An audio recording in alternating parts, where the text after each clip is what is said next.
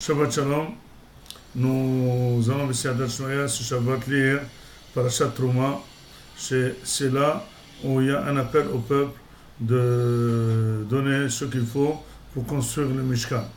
Et donc le pasuk dit V'ikcholi teruma me'et kol ish asher iddevenu litbo tikcho et terumati. Le pasuk demande que ne prendre les trumot, les offrandes, que de ceux qui ont un emportement de cœur. C'est là-bas qu'on peut prendre notre offrande. Finalement, la construction du Mishkan, il n'y a pas eu une taxe ou un don unique à tout le monde, ou un don égal. Il fallait que chacun donne de ce qu'il peut et de ce qu'il veut. Pourquoi finalement le Mishkan n'a pas été construit de manière égale, que chacun donnerait Mahatzita Shekel, comme c'est le cas de les Korbanot, que tous les Korbanot, toutes les offrandes, tous les sacrifices qu'on fait toute l'année, tout le monde donne par égal. Pourquoi le Mishkan devait être construit avec ce que donnent les gens de tout cœur? Disent les Mefarshim que le Pasuk qui incite la personne à donner V'ikcholi, il ne dit pas ils donneront, ils prendront. Pourquoi cela? Pourquoi ne pas dire ils donneront? Dit tout simplement que celui qui pense que donner à Kadosh Baruch Hu c'est donner, il se trompe. Il doit savoir qu'il prend. Ce qu'on prend, c'est une occasion rêvée de rendre un petit peu la monnaie à Kadosh Baruch Hu, puis celui qui te donne tout.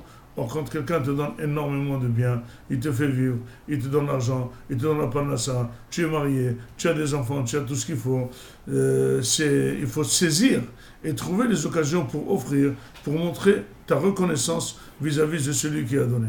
Donc celui qui le donne, et il pense que c'est un grand mérite d'avoir saisi cette bonne occasion et de pouvoir donner, ça veut dire que c'est quelqu'un qui connaît la vraie nature. Qui donne à qui? C'est à Kadosh Baruch Hu qui nous donne.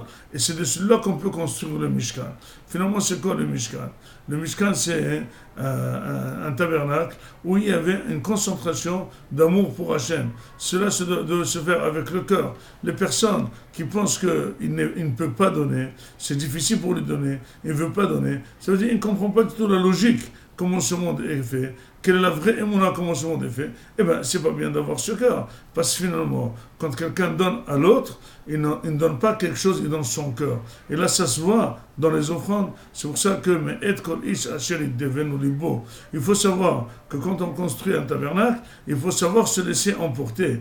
Toujours, la logique ne commande pas. Il ne faut pas rester froid. Il faut savoir l'yot nedivlev. Nedivlev, c'est quelqu'un qui est bon cœur.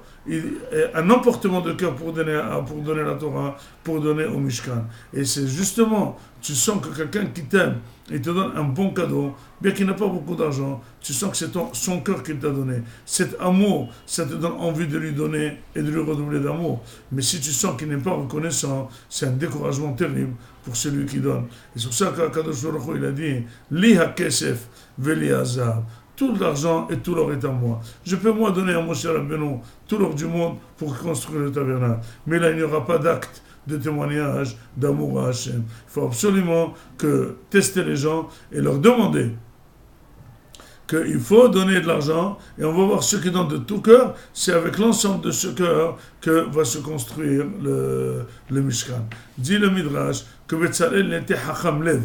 Betzalel était un intelligent du cœur. En quoi consisterait sa chokhma? Disent les Mefarshim que quand il voyait quelque chose, un don, du kesef, du zahab, il savait très bien avec quel cœur ça a été donné. Les choses qui ont été données de tout cœur ont été placées Bekodesh HaKodashim, dans le haron de la Torah. Les choses qui ont été données par forme, ou pour être comme tout le monde, eh bien, il les a mis dans les trottoirs, il les a mis dans les choses extérieures, dans les choses de pas de valeur. Il savait lire quel est le cœur du donateur. Et c'est ça la force. C'est marqué dans le Shirim à Périon. Le